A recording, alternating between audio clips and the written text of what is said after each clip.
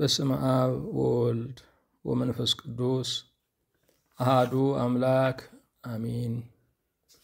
እንደምን አደራችሁ? እንደምን ሰነበታችሁ?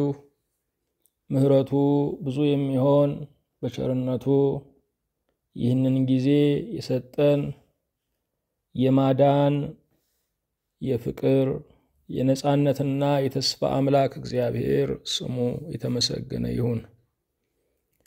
በእግዚአብሔር ቸርነት ተከታታይ የትምህርታችን ርዕስ ክርስቶስ ለምን ሰው ሆነ የሚል ነው። እግዚአብሔርን አጋዥ ብሩክ መንፈሱን ገላጭ አድርገን የሰባተኛውን ቀን ትምህርት እንጀምራለን። የዮሐንስ ወንጌል ምዕራፍ 1 ቁጥር 14 ላይ ያለውን በጸሎት መንፈሱን እናነባለን። ቃልም ሥጋ ሆነ ጸጋንና እውነትንም ተመልቶ በእኛ አደረ። አንድ ልጅም ከአባቱ ዘንድ እንዳለው ክብር የሆነውን ክብሩን አየን። ሁሉን የያዘ ሁሉን የምትገዛ የጌታችን የመድኃኒታችን የኢየሱስ ክርስቶስ አባት እግዚአብሔር ሆይ እናመሰግንሃለን።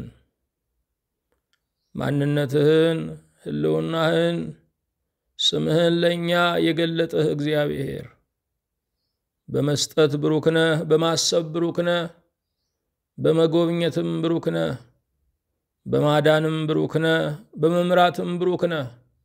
በእውነት ጌታችን ሆይ እናመሰግንሃለን። ለሙሴ ሕግን የሰጠ ጸጋና እውነትን ሰው በመሆንህ የገለጥህ ሕያው አምላካችን ሆይ ዛሬም ዓይናችን ብርሃናችን አንተው ነህ። በዚህ ዓለም በሚመጣውም ዓለም የምንኖርብህ እስትንፋሳችን የኑሮ አቅማችንም አንተው ነህ። በእውነት ጌታችን ሆይ ተመስገን።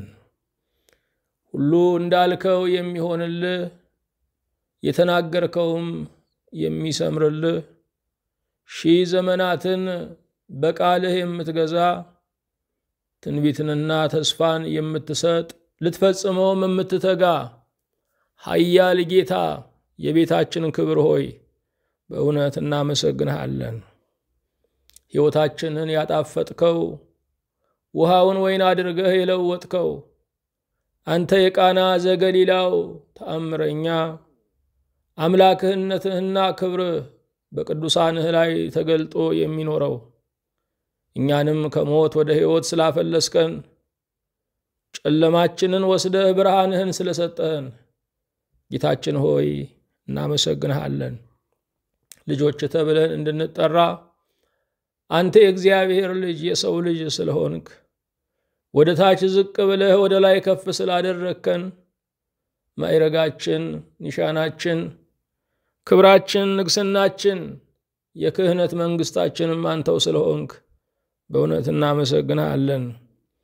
አምላካችን ሆይ ግን በሌለው ፍቅር የወደድከን፣ ግን በሌለው ተስፋ ያጸናህን፣ ግን በሌለው አድናቆትህ ያከበርከን ጌታ በእውነት እንዳንተ የሚወድ አሟልቶም የሚያነብ እንዳንተ መልኩን የሚሰጥ ስሙን የሚያወርስ ማንም የለምና እኛን ከስህተታችን ለይተህ ስላየህን ድካማችንንም እንደ በሽታ ስለቆጠርከው ልትፈውሰንም በቤት በደጃችን ስለቀረብህ እናመሰግንሃለን። ቸር ሆይ ስለ ምሕረትህ ታላቅነት እኔን ባሪያህንና እነዚህን ባሪያዎችህን ሁሉ አቤቱ ይቅር በል። በደላችንንና ኃጢአታችንን ሁሉ ደግሞ እንድትደመስስልን በክቡር ደምህም እንድታነጻን እንዳልደከም አድርገህ እንድታበረታን እንጸልያለን። የሁሉ ጌታ እግዚአብሔር ሆይ ሕይወታችንን እንድታስተካክለው፣ ኑሯችንን እንድትለውጠው፣ አቋማችንን አንተን በመውደድ እንድታጸናው፣ ለራእያችንም ክዋኔ ፍጻሜን እንድታድለው አቤቱ ደጅ እንጠናሃለን። የሁሉ ጌታ እግዚአብሔር ሆይ ብሩክ መንፈስህ ከእኛ ጋር እንዲሆን ማጽናናትህም እኛንና ሕዝባችንን እንዲጎበኘው ያዘነ የተከፋ ሆድ የባሰው የተጨነቀ ለማን ልንገር የሚል ነግቶ የነጋ የማይመስለው ሲጨልም አይኖቹ የሚፈጡት እንቅልፍም የሚከዳው ብዙ ወገን አለንና የኑሮ ቀንበር የተጫነው ልጆቼን ምን ላብላን ምን ልጉረስ የሚል ብዙ ወገን አለን። አቤቱ ጌታችን ሆይ ሕዝባችንን ከስጋና ከነፍስ እስራት እንድትፈታ በምህረትህም እንድታጠግብ አቤቱን ለምንሃለን። የሁሉ ጌታ እግዚአብሔር ሆይ ራስህ ወደኛ እንድትመጣ ራስህ ጓዳችንን እንድትጎበኘው ራስህ በመዳሰስህ እንድትፈውሰን ራስህ በቃልህ እንድታጽናናን የኛን ነገር ካንተ በቀር የሚፈታው እንቆቅልሻችንን ካንተ በቀር የሚፈለቅቀው ማይተሙንም ካንተ በቀር የሚሰብረው የነሐሱንም ደጅ መወርወሪያውን ካንተ በቀር የሚሰባብረው ማንም የለምና ራስህ ወደ ሕይወታችን ወደ ኑሯችን ወደ አገልግሎታችን እንድትመጣ የተሸከምከን አሁንም እንድትሸከመን ያኖርከን አሁንም ሕይወት በረከት እንድትሆነን እንጸልያለን። የሁሉ አምላክ እግዚአብሔር ሆይ ስለ ቸርነትህ ታማሚዎችን በአይምሮ ጭንቀት ውስጥ የሚያልፉትን ነገሮች እየተዘባረቁባቸው ከሰዎች ጋር መገናዘብ ያቃታቸውን እስረኞችን ስደተኞችን ከሀገራቸው ርቀው ወገን ዘመዳቸውን ሀገራቸውን ፀሐይ የሞቁበትን ድንጋይ ሳይቀር ይናፈቁትን አቤቱ በቸርነትህ እንድታስባቸው ይህች ቀን ጉድለት የምትሞላበት ቀን ተራራ የሚደለደልበት ቀን መጋረጃው ጥቁሩ መጋረጃ የሚገፈፍበት ቀን የመተያያ የእርቅ የሰላም የበረከት የጸሎት መልስ የሚመጣበት ቀን እንዲሆን እንለምንሃለን። ተወዳጅ እግዚአብሔር ሆይ በሰማያዊና በምድራዊ በረከትህ አቤቱ ባርከን። አንተን በማመን አንተን በመውደድ ላንተ በመዘመር ላንተ አደግድጎ በመመስከር አቤቱ አጽናን። እስከ መምጣት ቀን ድረስ በቤትህ ተተክለን የምናፈራ እንድንሆን ፍጻሜያችንም በፊትህ እንዲያምርልን ከአሳቾች ከመንገድም ከሚያወጡ ከክፉ ባልንጀርነቶች ከሁሉ በላይ ከገዛ ፍላጎታችን እንድታድነን አቤቱን ለምንሃለን። በፊትህ በቆምን ጊዜ እንድናስባቸው አደራ ያሉንን ወገኖቻችንን ሁሉ በማይረሳ አይምሮ አቤቱ አስባቸው። ማዳን ያንተ ነውና አቤቱ እንድታድናቸው የጽድቅ አክሊል ክብርም እንድትሆናቸው ጉድለታቸውን በበረከት ሁከታቸውን በሰላም እንድትለውጠው እንማጸናለን። ይህንንም አገልግሎታችንን በብሩህ ገጽ እንድትቀበለው እስከ ምድር ዳርቻ ድረስ እንድታሰፋው ከዚህ አገልግሎትም ጋራ የሚቆሙ ብዙ ያንተ ወዳጆችን እንድታስነሳ ሰው የማታጣው እግዚአብሔር ዛሬም ደግሞ ሰውን እንድታስነሳ እንለምንሃለን። በጌታችን በኢየሱስ ክርስቶስ በእርሱ ያለ ክብር ጸንላንተ ይገባሃል። ከእርሱ ጋራ ከመንፈስ ቅዱስም ጋራ ትክክል የሚሆን ዛሬም ዘወትርም ለዘላለሙ አሜን። የእግዚአብሔር የአምላካችን ስሙ የተመሰገነ ይሁን። ርዕሳችን ክርስቶስ ለምን ሰው ሆነ የሚል ነው። ሰውነታችን ትልቅ ርዕስ ነው። ምክንያቱም በአርአያ ሥላሴ ተፈጥረናልና እግዚአብሔር መልኩን ገዥነቱን እንደ ሰው ያካፈለው ሌላ ፍጡር የለም። የሰው ልጅ አስቀድሞ ሲፈጥረው መልኩን ቅድስናውን ምሳሌውን ገዥነትን ሰጠው። የሰው ልጅ በተፈጥሮ የሁለት ዓለም ወራሽ ነው። የሰው ልጅ በተፈጥሮ ምድራዊንም ሰማያዊውንም ዓለም እንዲወርስ የተፈጠረ ነው። ሰውነት ከሁሉ በላይ ከፍ ያለው ክርስቶስ የኛን ሥጋ በመልበሱ ነው። ዛሬ ትልልቅ ከሚባሉ ገዢዎችና አስተዳዳሪዎች ጋራ የጋብቻ ቋጠሮ ያላቸው ይመካሉ፣ አፈሙሉ ሆነው ይናገራሉ። እኛ ግን አዝማደ ሥላሴ ሆነናል፣ የእግዚአብሔር ወገን ሆነናል። በእውነት ሰውነታችን በክርስቶስ ትልቅ ክብር አግኝቷል። ምንም እንኳን ሰው መሆን ጥያቄ ቢሆንብንም የዓለሙ ሁሉ መልስ የሚሆነው ክርስቶስ ሰው ሆኗል። ሰው የለኝም የሚል ብሶታችን እንባን በዓይናችን ቢሞላብንም ክርስቶስ ሰው ሊሆነን ሰው ሆኗል። ሰዋችን ሊሆን ሰው ሆኗል። ሰው የለኝም ለሚሉት ሰው ሆኖ አድኗቸዋል። ሰውነት ትልቅ ክብር አግኝቷል። የሰውነት የክብር መደምደሚያ ቀን ከፊት ለፊታችን አለ። እርሱም ትንሣኤ ዘጉባኤ ነው። በሞት የተሸነፈው ስጋችን ወደ አፈርነት የተለወጠው አካላችን ትንሣኤ ያገኛል። በጌታችን በኢየሱስ ክርስቶስ ሰው መሆን ሰውነታችን ፈርሶና በስብሶ የማይቀር ሆኗል። ስጋችንን እንዲህ አክብሮታል፣ ነፍሳችንን እንዲህ አክብሮታል። የሰው ልጅ የትንሣኤ ተስፋ ያለው ፍጡር ነው። ይሄውም የክርስቶስ ሰው የመሆኑ ጸጋ በረከት ነው።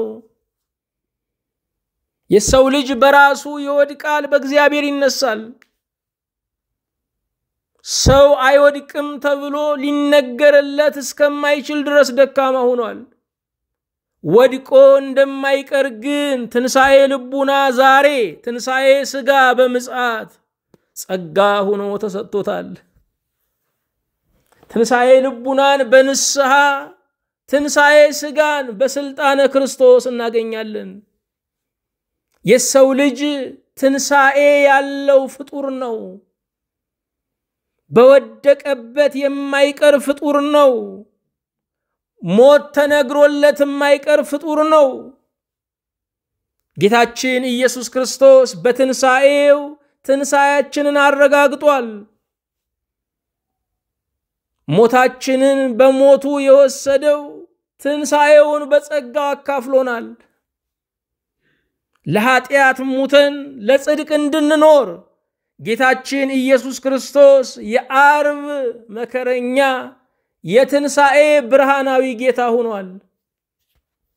ከእርሱ ጋር ለዚህ ዓለም ፍላጎት ሙተናል፣ ከእርሱ ጋር ደግሞ እንነሳለን። ተስፋ በመቁረጥ በራሳቸው የሞቱ አሉ። ከፍልስፍና የተነሳ ዓለም ከንቱ ነው፣ ስጋም ከንቱ ነው ብሎ የሞቱ ሰዎች አሉ። በራሱ የሞተ ትንሣኤ የለውም። ከክርስቶስ ጋር የሞተ ግን ትንሣኤ አለው። እኔ ከክርስቶስ ጋር ተሰቅያለሁ እንድንል እምነት ግድ ይለናል። ለዓለም፣ ለስጋ፣ ለሰይጣን ፈቃድ ሙቻለሁ፣ ለእግዚአብሔር ክብር ለመኖር ከክርስቶስ ጋር ተነስቻለሁ እንድንል እርሱ በሞታችን በትንሣኤያችን ውስጥ ፊት አውራሪ ሆነ። ያለ ክርስቶስ ዓለምን ልንንቅ የምንችለው ተስፋ በመቁረጥ ብቻ ነው።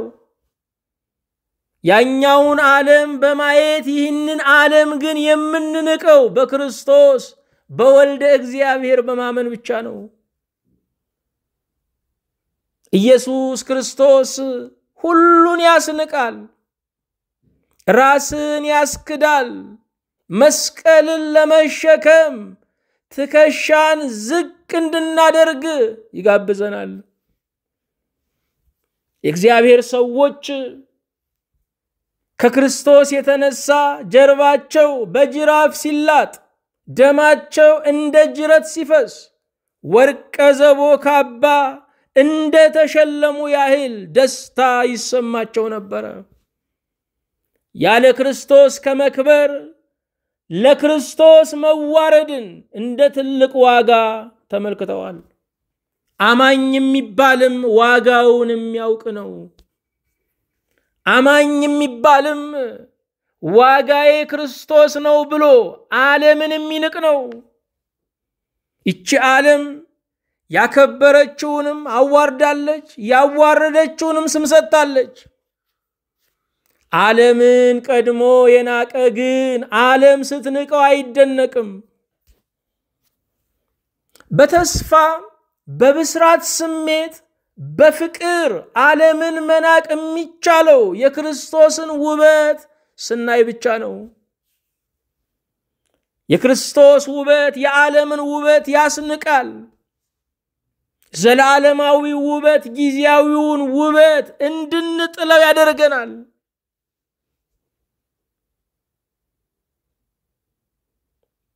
ኢየሱስ ክርስቶስ ለምን ሰው ሆነ? አምላክ ለምን ሰው ሆነ?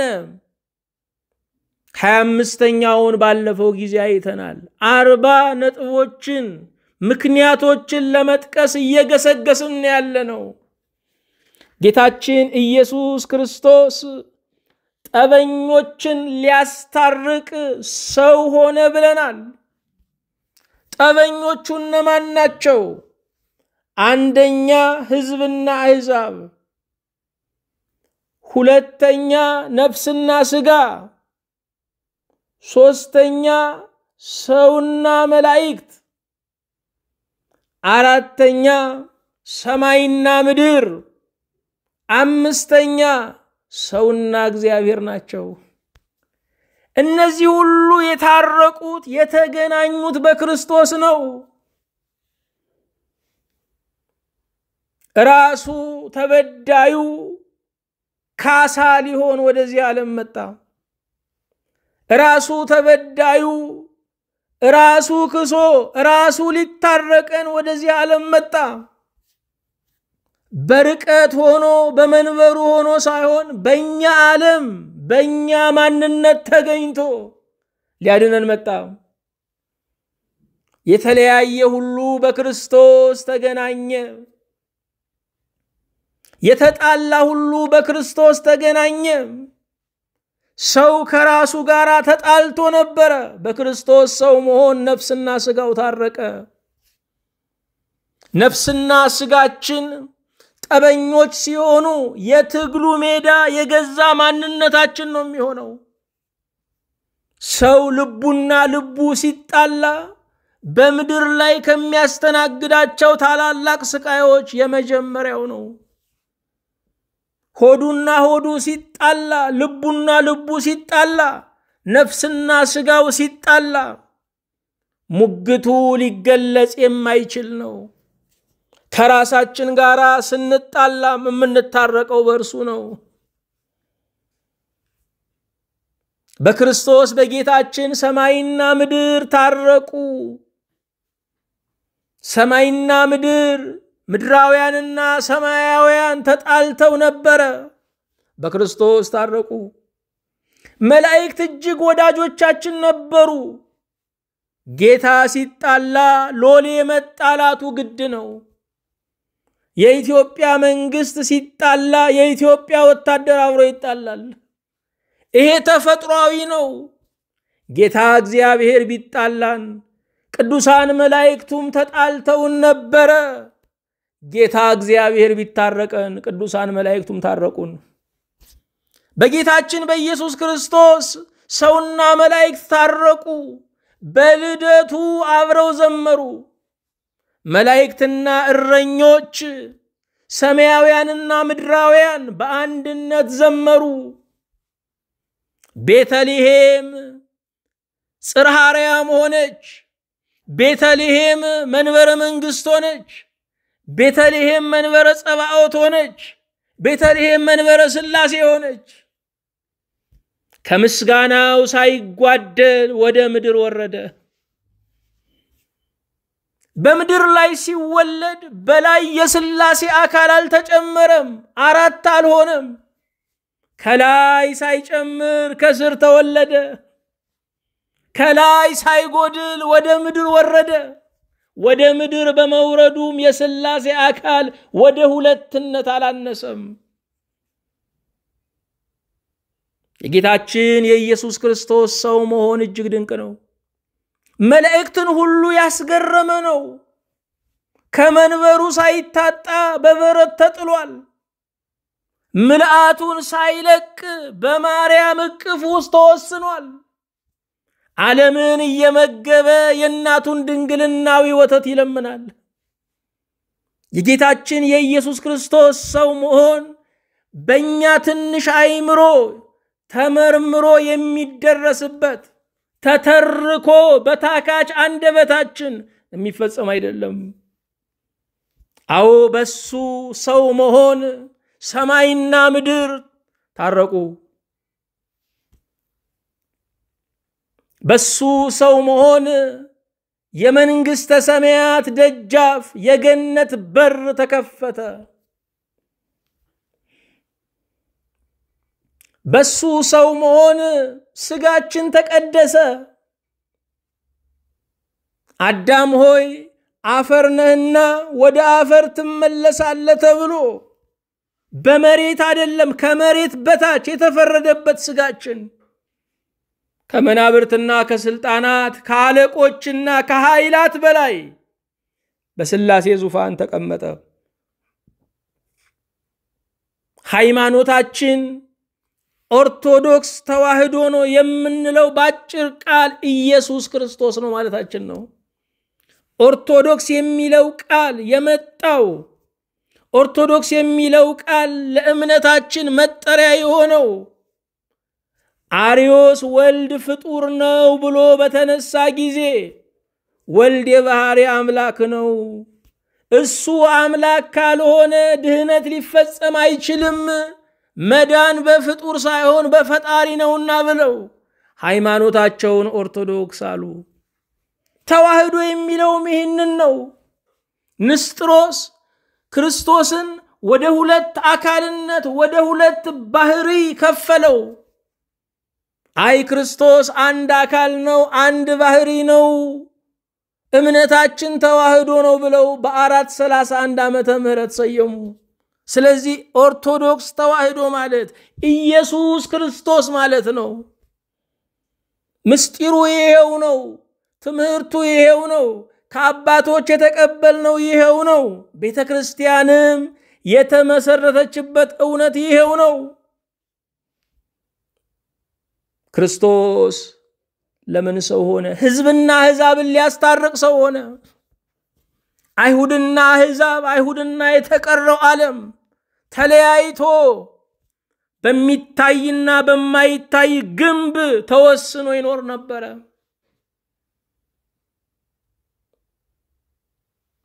አሞናዊ ሞዓባዊ ወደ እግዚአብሔር ጉባኤ አይግባ እስከ 10 ትውልድ ድረስ ለዘላለም ወደ እግዚአብሔር ጉባኤ አይግባ ተብሎ ነበር። በክርስቶስ የዘር ሐረግ ውስጥ ግን ሞዓባዊቷ ሩት ገባች። የዳዊት ቅድመ አያት የክርስቶስ የዘር ሐረግ ውስጥ ያለች እናት ሆነች። ስለዚህ ኢየሱስ ክርስቶስ ከሕዝብና ከአሕዛብ ተወለደ። ሕዝብና አሕዛብን በሞቱ አንድ አደረገ። ዛሬ ቤተክርስቲያን የምንላት በክርስቶስ አንድ የሆኑ ከሕዝብ ከነገድ ከቋንቋ ከወገን የተዋጁ የእግዚአብሔር ሕዝቦች የእግዚአብሔር ርስቶች ናቸው። ቤተክርስቲያን አንድነቷ አንድ አይነትነት አይደለም። አንድ መልክ፣ አንድ ቋንቋ፣ አንድ ነገድ ያላት አይደለችም። ከሕዝብ ከነገድ ከቋንቋ የተዋጀች ናት። አንድነት ማለት ይላሉ ፈረንጆቹ አንድ አይነትነት አይደለም። ቤተክርስቲያን የተለያየ መልክ፣ የተለያየ ቋንቋ፣ የተለያየ ወገን ያላቸው በክርስቶስ አንድ የሆኑባት የእግዚአብሔር ጉባኤ ናት። ሕዝብና አሕዛብን አስታረቀ ማለት ምን ማለት ነው? ከሕዝብና ከአሕዛብ የተውጣጣች አንዲትን አዲስ ቤተሰብ ቤተክርስቲያንን መሰረተ ማለት ነው። ቤተክርስቲያን የምንለው የምእመናንን አንድነት ነው። ምእመናን በክርስቶስ ምእመናን ለክርስቶስ የተሰባሰቡበት ጉባኤ እርሱ ቤተክርስቲያን ይባላል። ጌታችን ኢየሱስ ክርስቶስ ለምን ሰው ሆነ? 26ኛውን በመጥቀስ እንጀምራለን።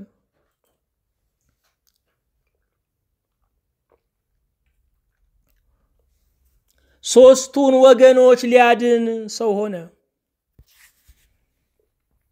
ሶስቱ ወገኖች የሚባሉ እነማን ናቸው? አይሁዳውያን፣ ግሪካውያን፣ ሮማውያን ናቸው። አይሁዳውያን በምድር ላይ አንድ አምላክን በማምለክ የታወቁ የጠሩ ናቸው። አይሁዳውያን ለእጃቸው ሥራ የማይሰግዱ ሰማይና ምድርን የፈጠረውን የአብርሃምን አምላክ የሚያመልኩ ናቸው። አይሁዳውያን ምግብን የሚጸየፉ፣ አይሁዳውያን ለንጽህና የሚተጉ፣ አይሁዳውያን ባዕድ አምልኮን የሚሸሹ ናቸው። ለእግዚአብሔር የተለዩ ናቸው። በዚያ ዘመን ላይ በመላው ዓለም ይታወቁ ነበረ። ብዙዎችም ወደ ይሁዲ እምነት በይሁዲ ጥምቀት ይመለሱ ነበረ። ይልቁንም ከክርስቶስ ልደት በፊት 300 ዓመት ቀደም ብሎ በእስክንድሪያ የተሰባሰቡ 70 የአይሁድ ሊቃናት ብሉይ ኪዳንን ከዕብራይስጥ ወደ ግሪክ ቋንቋ ተርጉመው ለታላቁ ቤተ መጻሕፍት አበርክተው ዓለም ብሉይ ኪዳንን እንዲያውቀው አድርገው ነበር። የጌታችን የኢየሱስ ክርስቶስን መምጣት ዓለም አስቀድሞ ያውቅ ነበር። ካወቀበት መንገድ አንዱ የብሉይ ኪዳን ከዕብራይስጥ ቋንቋ ወደ ግሪክ በ70 ሊቃናት መተርጎሙ ነው። እነኚህ አይሁዳውያን የትም ሀገር ቢኖሩ እምነታቸውን፣ ባህላቸውን፣ ማንነታቸውን የማያስነኩ ነበሩ። ልዩ ሕዝቦች ነበሩ።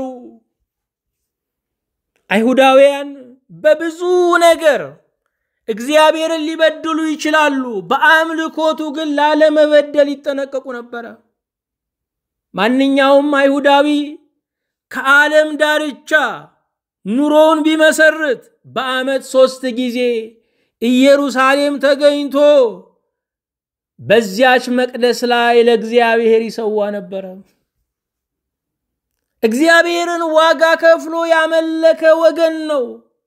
ብሉይ ኪዳን፣ ሐዲስ ኪዳን የምንለው በአይሁዳውያን የተጻፈ ነው።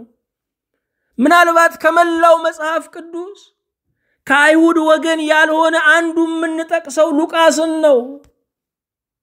መጽሐፍ ቅዱስ የተጻፈው በአይሁዳውያን ነው። መጽሐፍ ቅዱስ ለመጀመሪያ ጊዜ የተጻፈው ብሉይ ኪዳን በዕብራይስጥ ቋንቋ ነው። ጌታችን ኢየሱስ ክርስቶስ፣ እመቤታችን ቅድስት ድንግል ማርያም፣ ቅዱሳን ሐዋርያት ከአይሁድ ወገን ናቸው። የመጀመሪያይቱ እናት ቤተክርስቲያን የኢየሩሳሌም ቤተክርስቲያን ናት። ስለዚህ አይሁዳውያን ኢየሩሳሌም ለክርስትናው ማዕከል ናቸው። ምንም እያፈገፈጉ ወደ ኋላ ቢሉም ክርስትናው በእነርሱ መሰረትነት ላይ ያበበ ነው። በእነርሱ ጅማሮ ላይ ያበበ ነው። ቤተክርስቲያን መስራቿ ክርስቶስ በ12 ሐዋርያት ላይ መስርቷታል። አይሁዳውያን እነኚህ ናቸው። አይሁዳውያን ተአምራትን ይወዳሉ። ስለዚህ ክርስቶስ ሰው የሆነው ትምህርትን እንዲወዱ ነው። ተአምር የሚወዱ ሰዎች ትምህርት አይወዱም። ትምህርት የሚወዱ ሰዎችም ተአምር የለም ብለው ማመን የለባቸውም። ምክንያቱም እግዚአብሔር ሁል ጊዜ በሥራ ላይ ነውና። ተአምራት አድራሻ የሚያደርገው ስጋን ነው። የትምህርት አድራሻው ግን ነፍስን ነው።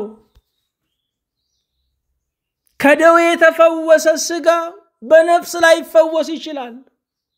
መጻጉዕ የ38 ዓመት በሽተኛ ነፍሱ ስላልተፈወሰች በክርስቶስ ላይ መስክሯል። የስጋ መዳን የነፍስ መዳንን አያመለክትም። ነፍስ በትምህርት ስትድን ግን ስጋም አብሮ ይድናል። ከከንቱ ብክነት ከከንቱ ሩጫ ይድናል። የስጋችን ጤንነት ያለው በነፍሳችን ጤንነት ላይ ነው። የዳነ ሥጋ በሽተኛ ነፍስን መሸከም አይችልም። የዳነች ነፍስ ግን በሽተኛ ሥጋን መሸከም ትችላለች። ሰማዕታት ሁሉ ስለቱን፣ እሳቱን፣ ፍላቱን፣ ስደቱን፣ እጦቱን ሁሉ የቻሉት ነፍሳቸው ስለዳነች ነው። ነፍሱ የዳነ በሥጋው ላይ በሚሆነው መከራ አይሰቀቅም። ለምን ስንል ክርስቶስን በዋጋ ማምለክ እንዳለበት ይረዳል። ጌታችን ኢየሱስ ክርስቶስ ለምን ሰው ሆነ? ሦስቱን ወገኖች ሊያድን ነው። የመጀመሪያው አይሁድን ነው። አይሁድ ተአምራትን ይወዳሉ። ትምህርትን እንዲወዱ ክርስቶስ ሰው ሆነ። ዛሬም ብዙ ሰዎች የክርስቶስ የፍቅሩ ሳይሆን የተአምራቱ ምርኮኞች ናቸው። የክርስቶስን ፍቅር ገለል ብለው ተአምራቱን ግን ያሳድዳሉ። ክርስቶስን ለጌትነቱ ከሚከተሉት ለጥቅማቸው የሚከተሉት ብዙ ናቸው። ዛሬ በነፍሱ ተወራርዶ የክርስቶስ የመስቀሉ ወዳጅ የሚሆን ሰው ጥቂት ነው። ዛሬ ስለ ክርስቶስ ስንሰደብ፣ ስንነቀፍ፣ ስንገፋ የተነገረው ቃል በኑሮዬ ተፈጸመ ብለን ደስ አይለንም። የክርስቲያን ደስታ ያለው ቃሉ በሕይወቱ ላይ ሲገዝፍ ነው። ስለ ስሜ ትጠላላችሁ ያለው ቃል፣ ትገፋላችሁ ያለው ቃል በኑሮው ላይ ሲገዝፍ ክርስቲያን ይደሰታል። እኛ ግን እናለቅሳለን፣ እንከፋለን፣ ከቻልንም እንበቀላለን። አይሁድ ተአምራትን ይወዳሉ። ልክ እንደ አይሁድ ተአምራትን የሚወዱ ሰዎች አሉ። ተአምራትን የሚወድ ሰው ጉዳዩ ከተአምራት ጋር በመሆኑ ኢየሱስም ቢያደርገው ሰይጣንም ቢያደርገው ጉዳዩ አይደለም። ተአምራት ግን በመንፈሳዊው ዓለም ላይ ምልክት እንጂ መዳረሻ አይደሉም። ወደ አንድ ተቋም የሚያመለክት ምልክት አለ። ያ ማለት ግን ተቋሙ ማለት አይደለም። እዛ ታፔላ ጋር ወረቀታችንን አናስገባም፣ ማመልከቻ አናስገባም። ተአምራት ምልክት እንጂ መድረሻ አይደለም። በክርስትና ውስጥ እግዚአብሔር ለኛ ያለው ዓላማ ነፍሳችንን ማዳን ነው። እንደ አይሁዳውያን ምድራዊ በረከትን የምንጠብቅ ማርና ወተት በምታፈስ ምድር ላይ ከብሮ ለመኖር የምንከጅል አይደለንም። የምትመጣ ሰማያዊት ኢየሩሳሌምን እንጠብቃለን። ከበጉ ከክርስቶስ ጋር ለመንገስ እንናፍቃለን። ለዘላለም በእግዚአብሔር ቤት ለማደር እንከጅላለን። ብዙዎች በተአምራት፣ ብዙዎች በምልክት ናፍቆት ከእግዚአብሔር ቤት ወጥተዋል። ተአምር የሚወድ ሰው አመሉ የዘማ ነው ተብሏል። ዘማ ሁል ጊዜ ሰው እንደቀያየረች ነው የምትኖረው። ዘማ ሁል ጊዜ ሰው እንደቀያየረ ነው የሚኖረው። በአንድ የማይረጋ አሚን የሌለው ቃል ኪዳን የሌለው ሰው ዘማ ይባላል። ተአምር የሚወድ ሰው ዘማ ነው። በአንድ ሃይማኖት አይጸናም፣ በአንድ ቤተ ክርስቲያን አይጸናም፣ በአንድ መምህር አይጸናም፣ በአንድ አገልግሎት አይጸናም። እንደ ተንከራተተ የሚኖር ነው።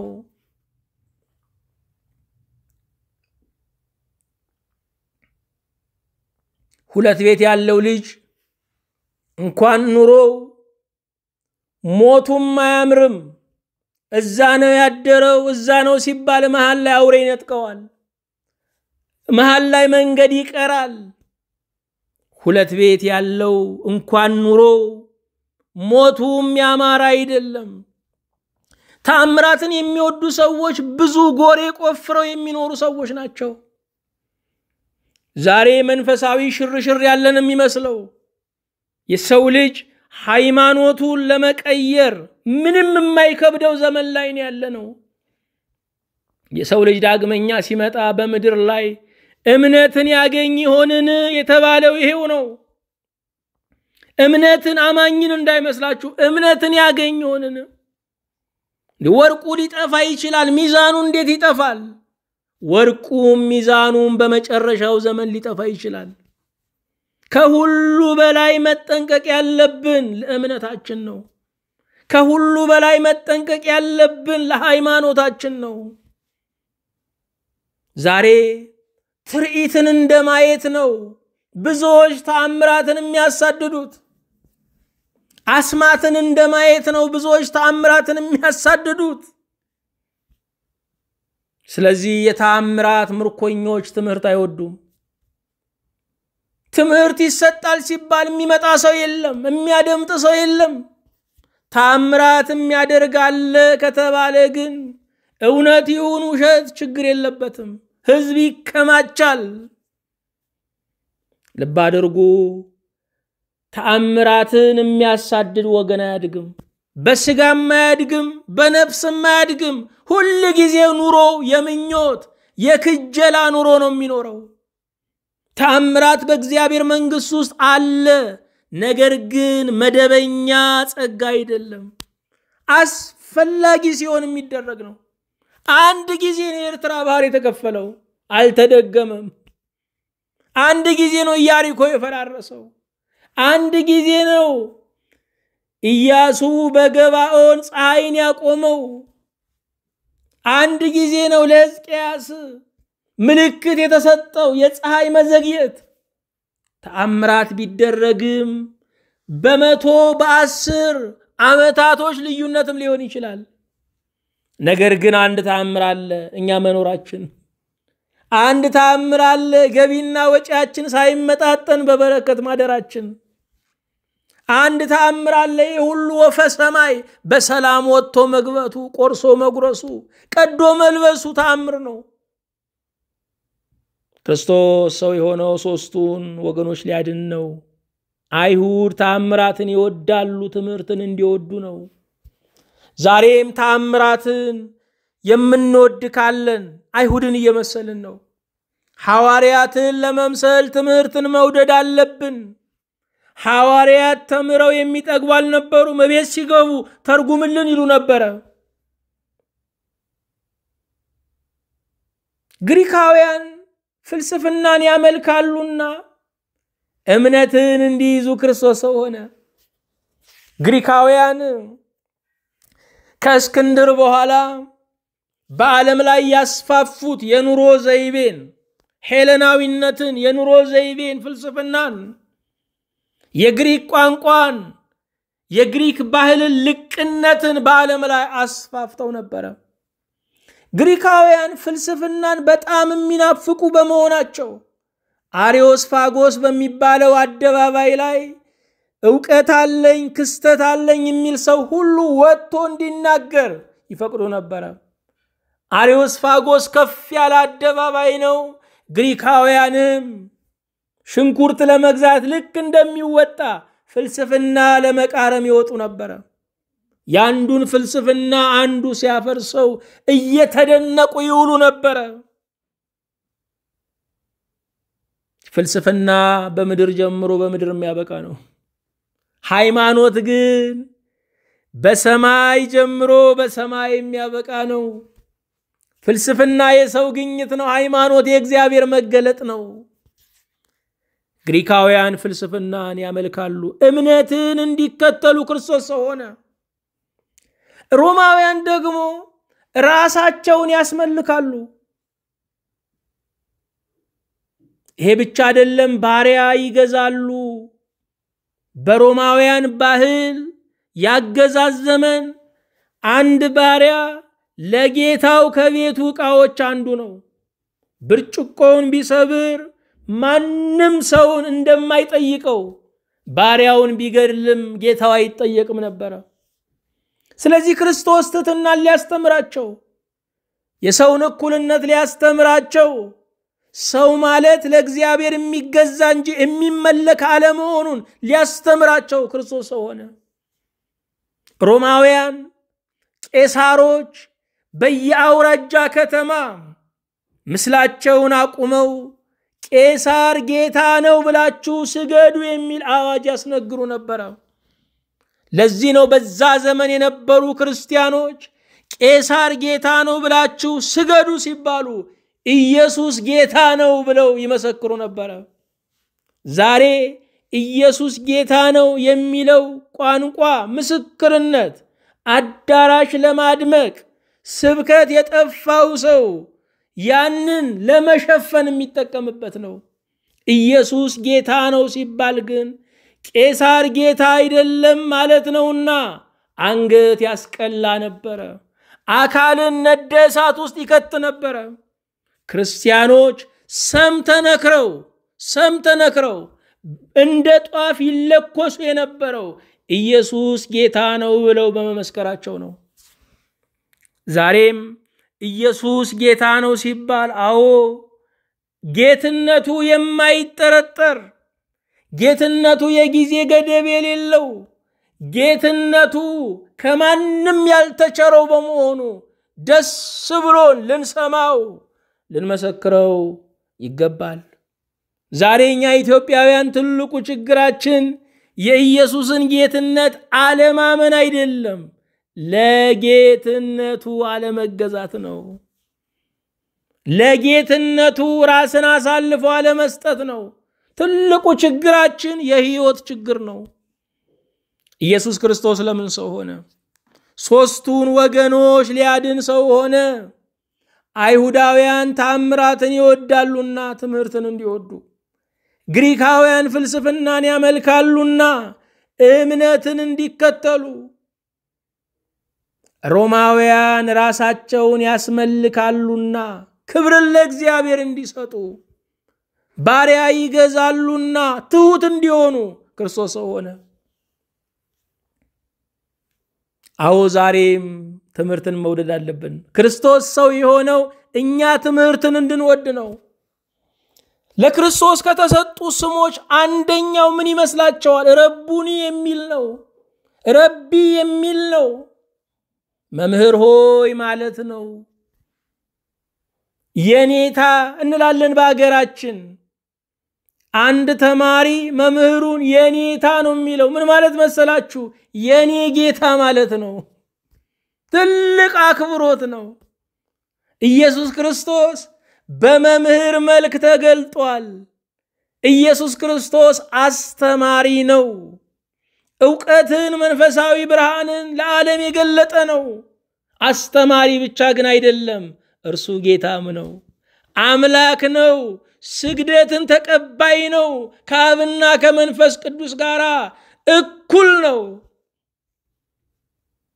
ኢየሱስ ክርስቶስ መምህር ከሆነ እኛ ትምህርት መውደድ አለብን። ትምህርትን የሚጠላ ሰው፣ ቃለ እግዚአብሔርን መማር የሚጠላ ሰው፣ ነገረ መለኮትን ለመማር ቸልተኛ የሆነ ሰው፣ ነገረ እግዚአብሔር ሲነገር መጻሕፍት ሲተረጎሙ ጊዜ የሌለው ሰው፣ ተአምር የሚያስስ ሰው የክርስቶስ ሰው የመሆኑ ተቃዋሚ ነው። ዛሬም ቤተክርስቲያን እየተበጠበጠች ያለችው ተአምራትን እናደርጋለን በሚሉ ነው። ይሄ ሁሉ ሰው ከጮኸ ለምንድነው ሰላም የማናገኘው? ይሄ ሁሉ ሰው ከተፈወሰ ለምንድነው ምድሩ ጤናማ ያገኘው? በምድራችን ላይ ያለው ትልቁ በሽታ መንፈሳዊ ነው። መንፈሳዊ በሽታ በትምህርት በጸጋ እግዚአብሔር ነው የሚድነው። ነገር ግን የጨነቀው እርጉዝ ያገባል የባሰበትም መጫት ነው። ህዝባችን ስለተጨነቀ የትርኢተኞች የተዋናያን መጫወቻ ሆኗል። ይሄ ሊያሳዝነን ይገባል። ቃል እግዚአብሔር ሲነገር ሰዎች ደስተኛ አይደሉም። ቃሉን ለመስማት ሰዎች አይከማቹም። እግዚአብሔር ተአምራት ማድረግንም የሚሰጠው ለቤተ ክርስቲያን ነው።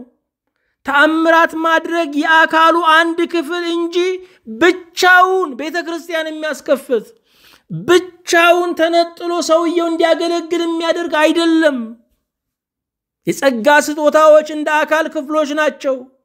ስለዚህ እጅ ሆኛለሁ ብሎ ተገንጥሎ ብቻውን አይበርም፣ ብቻዬን ልስራ አይልም። እጅ እግር ያስፈልገዋል፣ እጅ ዓይን ያስፈልገዋል፣ እጅ ራስ ያስፈልገዋል። እግዚአብሔር ለግለሰብ ጸጋን አይሰጥም፣ ለቤተ ክርስቲያን ሕንጸት ነው ጸጋን የሚሰጠው። ሰባኪው ሌላ እረኛ የሆነ ሌላ መምህር የሆነ አገልጋይ ያስፈልገዋል። ብቻውን በስብከት ራሱን ነጥሎ ማውጣት ቤተ ክርስቲያን አከል መሆን አይችልም። ጸጋን የሰጠው ለአካሉ ለቤተ ክርስቲያን ነው ተብሏል። ስለዚህም ትምህርትን መውደድ አለብን። ፍልስፍና የዘመናችን ትልቅ ፈተና እየሆነ ነው። ደና ፈላስፋም የለም። ነገር ግን የሰው ልጆች መንፈሳዊነትን ማሳነስ፣ ክርስትናን መሳደብ እንደ ፍልስፍና እየቆጠሩት ነው ያሉት። ቀደም እንዳልነው ፍልስፍና በምድር ጀምሮ በምድር የሚጨርስ በመሆኑ ከሃይማኖት ጋር ግንኙነት የለውም። ሃይማኖት ሰው የፈለሰፈው አይደለም። የሰው ልጆች ተሰባስበው ይሄ ያስፈልገናል ብለው የመሰረቱት እድርና ቁብም አይደለም። ሃይማኖት ከሰማይ የመጣ የእግዚአብሔር መንገድ ነው። እግዚአብሔር ወደኛ የመጣበትን መንገድ ነው ሃይማኖት የምንለው። ሃይማኖት የሚለው ቃል ራሱ ትርጉሙ የሱ ርስት ቃል ነው። መንገድ ማለት ነው። የእግዚአብሔር መንገድ ማለት ነው። ሃይማኖት እግዚአብሔር መንገዱ ይህ ነው ብሎ ወደኛ መጥቶ እኛን ወደ ራሱ የሳበበት መንገድ ነው። ሃይማኖትን ተቀበልነው እንጂ አልፈለሰፍነውም። አይጨመርበትም፣ አይቀነስበትም። ይሄ ብቻ አይደለም። እንደ ሮማውያን ራሳችንን የምናስመልክ ከሆነ ክርስቶስ ሰው መሆኑን በትህትና መገለጡን እናስብ። ዛሬ መልካችንን ለማሳየት ቁመናችንን፣ አለባበሳችንን፣ ጌጣችንን ለማሳየት ነው የምንጨነቀው። እንደውም ዘመኑ ራስን በመሸጥ አትርፍ የሚል ነው። እኛ የምናሳየው ክርስቶስ እንጂ የምናሳየው እኔነት የለንም። ለእኔነቱ ያልሞተ ለክርስቶስ መኖር አይችልም። ለእኔነቱ ያልሞተ ለክርስቶስ መኖር አይችልም። እኔ የሚል ብዙ ነገር ነው ያለው በዘመናችን። ወንዱ እኔ ይላል፣ ስለ ወንድ የበላይነት ያወራል። ሴቱ እኔ ይላል፣ ስለ ሴት የበላይነት ያወራል። እኔ የሚሉ ነገሮች እየበረከቱ ነው ያሉት። እኔነት ጣዖት አምልኮ ነው። እኔነት ጣዖት አምልኮ ነው። ሮማውያን ራሳቸውን ያስመልኩ ነበር። ራሳችንን ስናስመልክ ሰላም አይኖርም። ምክንያቱም በቅጡ አላወደሱኝም፣ በቅጡ ዕጣኑን አላጠኑልኝም ብለን ጠብ እንጀምራለን። ራሱን የሚያስመልክ ሰው ከሁሉ ጋር እንደተጋጨ ነው የሚኖረው። ወዳጅ አይበረክትለትም፣ ሰራተኛ አይበረክትለትም፣ ትዳር አይበረክትለትም። ራሳችንን ቀለል ስናደርገው፣ ትሁት ስንሆን ሰላማዊ እንሆናለን። አለበዚያ ገላመጡኝ ስንል፣ ሲጠሩኝ ስሜን አዛቡት ስንል፣ የማዕረግ ስሜን ቀናነሱት ስንል ጠብ ውስጥ እንገባለን።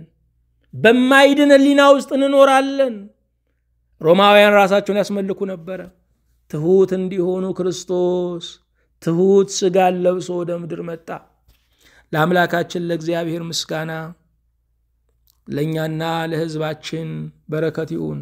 የክርስቶስ ሰው የመሆኑ ጸጋ በረከት ከሁላችን ጋር ይሁን። አቤቱ እናመሰግንሃለን። ክቡር ጌታ፣ ትንቢቱን የፈጸምከው ንግርቱን ያሟላኸው ጌታችን እናወድስሃለን። በዚህ ማለዳ ሰው የመሆንህን ምስጢር ስለነገርከን ተመስገን። ባንተ የተለያየ የተከፋፋ ይገናኛል።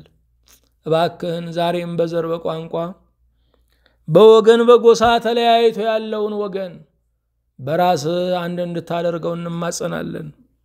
አምላክ ሆይ ሰው በመሆንህ ዓላማ ትምህርትን የምንወድ ሰዎች እንድታደርገን፣ ታምራትን በማፍቀር ለሐሰተኞች ለዲያብሎስ ግብር እንዳንሆን እንድትረዳን፣ ፍልስፍናን አርቀን እምነት በሕይወታችን እንዲያብብ፣ ራስን ከማስመለክ ወጥተን ራሳችንን በቅጡ እንድናይ፣ የኔ ክብሬም ሞገሴም ከፍታዬም ልዕልናዬም ክርስቶስ ነው እንድንል ጸጋህን አብዛልን። በሰማነው ቃል ጓዳችን ይፈወስ። ምድራችን፣ ሀገራችን፣ አገልግሎታችን፣ ዘመናችን፣ የምድር ነገሥታት ገዢዎች ምክራቸው ሁሉ ይፈወስ። ቀኑ ዘመኑ ሁሉ በስምህ በቃልህ ሰው በመሆን ምስጢር የተፈወሰ ይሁን። በጌታችን በኢየሱስ ክርስቶስ በእርሱ ያለ ክብር ጽን ላንተ ይገባሃል። ከእርሱ ጋራ ከመንፈስ ቅዱስም ጋራ ትክክልም ይሆን ዛሬም ዘወትርም ለዘላለሙ አሚን።